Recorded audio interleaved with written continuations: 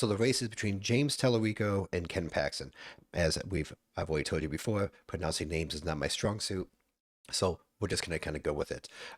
As everybody knows, it's Democrat against Republican, but this race is a little bit more interesting, and especially with how they've attacked each other. But let's just jump right into the campaign websites. Let's start off with Talarico, and let's start off with Talarico.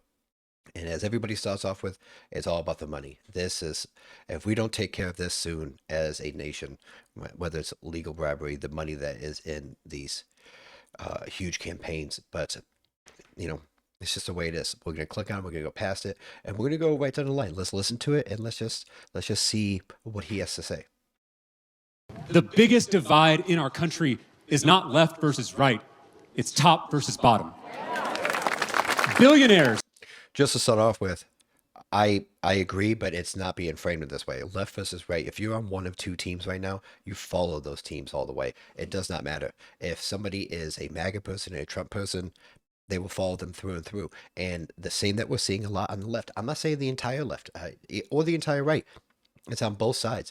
But if you're not all the way woke, you could be thrown out by the left in under the right circumstances. And that doesn't work well for anybody. But I digress. Let's keep going.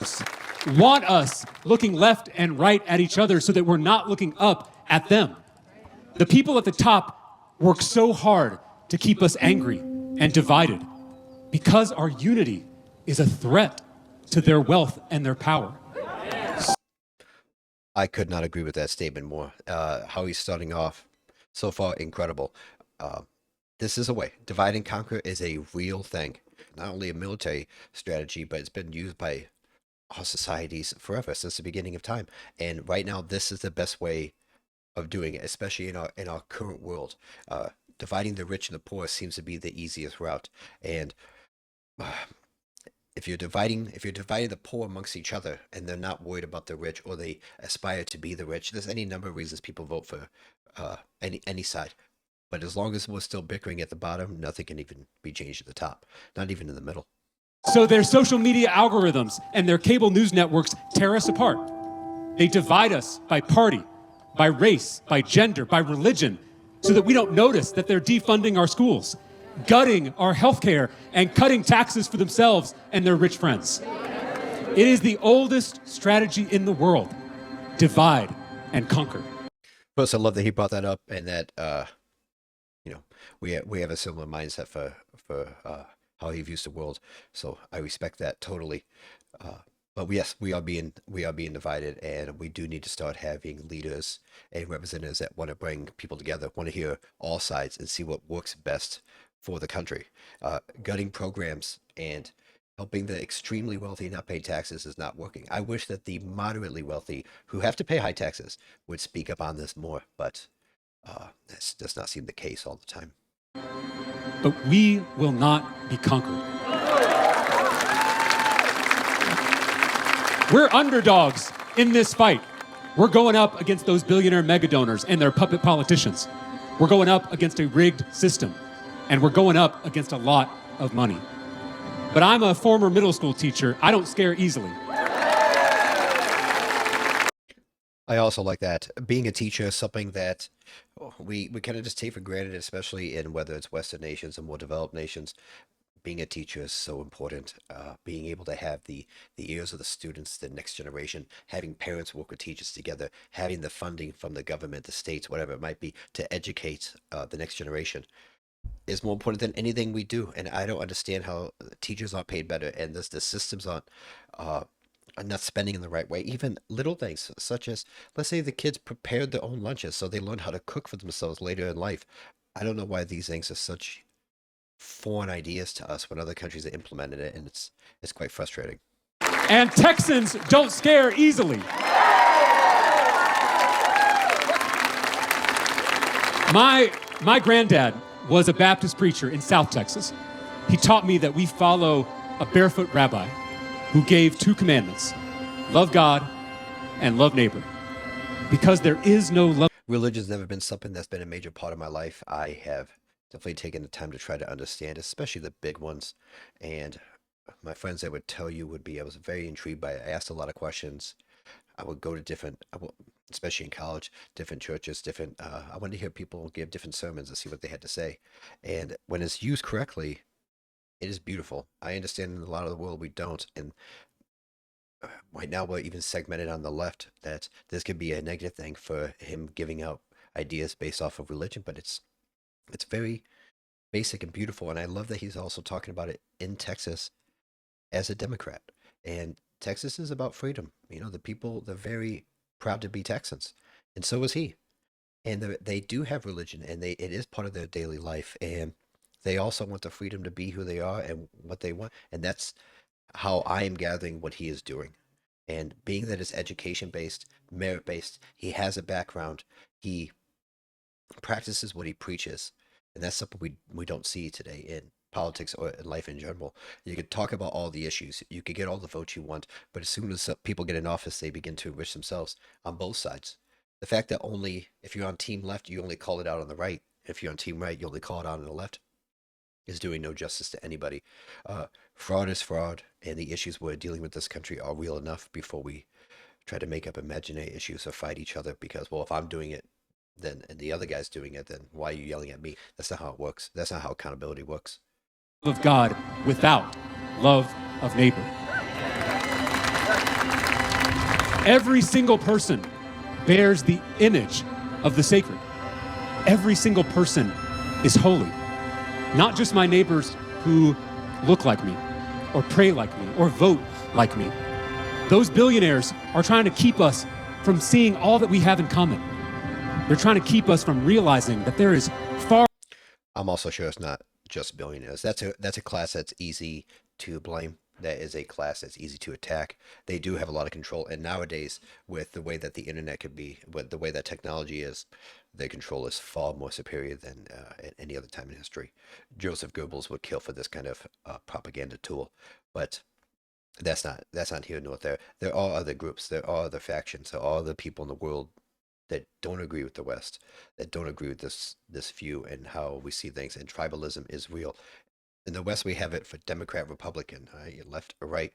Uh, but to think that the world is not very much us versus them, it would be it would be naive for people to think that. It's a beautiful thought, and I wish those people were right. But it's not a realistic point of view. So religion can also be used in an evil fashion. The sooner we realize that, the better off we are. Far more that unites us than divides us. Because once we do, we will come together across party, across race, across gender, across religion to take power back for ourselves and our communities. Oftentimes, when people give speeches like this, we've seen, especially over the last 10, 15 years, it comes off fake, where his comes off quite genuine. I truly believe he believes this. And I think that if it was on the other side, if he was a right winger, a MAGA, speaking in this way, I also truly believe the left would attack him wholeheartedly. And I know a person that's not popular to bring up on the internet is Charlie Kirk. And as I've slowly coming into this algorithm of this kind of news and this kind of world, I think him getting shot was far more of a tragedy than the left portrays, and in fact seems to celebrate. And I thought that that was the wrong kind of person to celebrate his death. But I digress. Switch. A fun thing I like to do with my friends. Told you guys before. Explain it to me as if I'm five, but also switch the argument and force them to have the argument the other way. Which means if I believe in Michael Jordan's the best player of all time, and my friend says it's Kareem, well, if we're gonna have debate and an argument, if it's heated enough, we have to switch. And I have to say it's Kareem, and he has to say it's Jordan. We have to argue it, so at least we can see other people's point of view. But I encourage the lefties of the world to picture him being lefty and speaking of this nature. But I think personally, this is a very well spoken, very intelligent, I could say young man because I'm older. And I encourage anybody from Texas to hear his ideas and his policies and see where he wants the the state to go. But that's one person. We're not going to watch the whole video. Then, like I said, simple research, right? Just get the basics of who these people are. Then you could go into it a little bit further. Now we're going to go to Ken Paxton. And here we are, the same thing again. So far, this has been every web talk about who he is. These are, some of the, I don't know if you want to call them fighting words or, words that help people go relentless, battle tested. Everything is very strong, manly. I like the colors, but we all coming together. So right away, we're seeing this right away again. So this is another person that I can already tell is very proud about his Trump backing. I said, I don't want to tell you guys how to vote, who to vote for, what these things mean. I just want to give you an idea on how I would go about researching and what's important. I also believe in a merit-based society. Um, I know that that could be seen as a negative thing in today's world. Oh, I click into the fight. I'm supposed to click learn more. Let's see. Okay, so a lot of these, we're going to have to go into it and we're going to have to read a little bit about him. And this is, I again encourage it. I'm not going to read this all while we were having nice little videos. Let's see the stuff. We can also do get merch. There is, right. So now when it goes to that, we don't want to read about it. We want to see what his actual policies are. Let's try something quick and easy everybody has.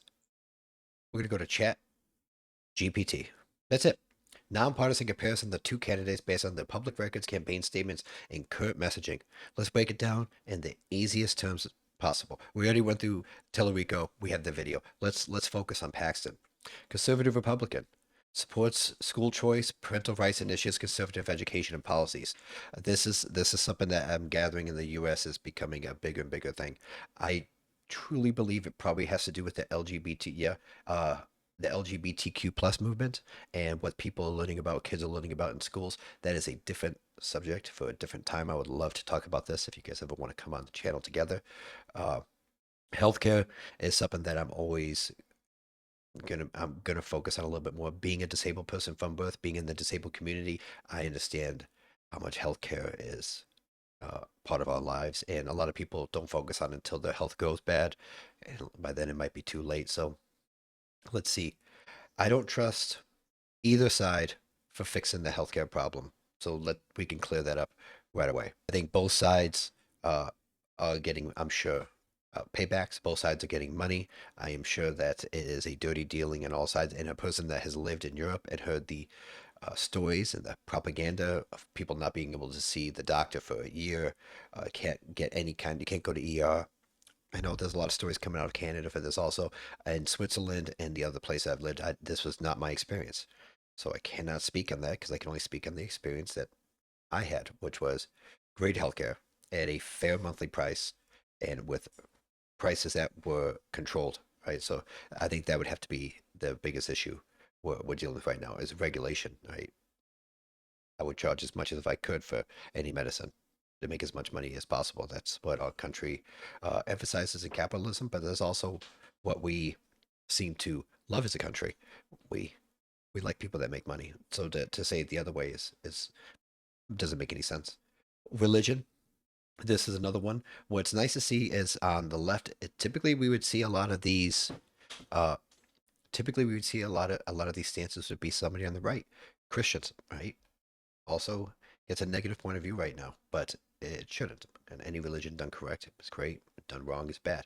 But the fact that we have an open Christian who is supporting LGBTQ rights and protecting them, and then you have the opposite person over here that's also going to believe in Christianity, but maybe doesn't practice it the same way and focus more on the money, the outcomes, and a little bit of let's say legal issues, but we don't get into that fully, right? I don't want people to just look at that, but that should be a major red flag. I don't know how in this country, if I break a law, if I get a DUI, for example, and I have a felony charge, I can't vote. But if I'm in the prison, I can have people vote for me. I don't even understand how that works, but maybe somebody'd have to explain that to me. Border security, fighting off the political left, which I'm sure would be the woke left, is how that would be seen, would be a lot of what his bases are. The issue I'm coming across, and just again, just going over this, as one side seems to have ideas and a plan, and seems to know that this is what that person wants to go after as running, and one person seems to talk about things that would definitely get him votes and a lot of fear mongering, which is common, right? It wins. So to use it as an insult towards people until we hold everybody accountable for the same actions, doing the same thing, we can't get mad about one way or the other. We can't get mad if a politician doesn't want to answer somebody and walks away in the hallway and just refuses to answer questions or gives answers that seem preset. Until there's repercussions to these actions, I don't know why anybody would expect them to change. But this is just one of the Senate races that we will be looking at as it gets closer and closer to November. I believe this one will have some implications across the country, and I hope it makes people pay attention. Another one that we're going to be going over today is going to be the mayoral race in LA, which has the entire nation paying attention to, and I think is something taken worth taking a deeper dive into to see if we can find some middle ground and hear what both sides are trying to say, and hearing the frustration on both sides to see if we could finally meet in the middle and see what we could do what's best for most people.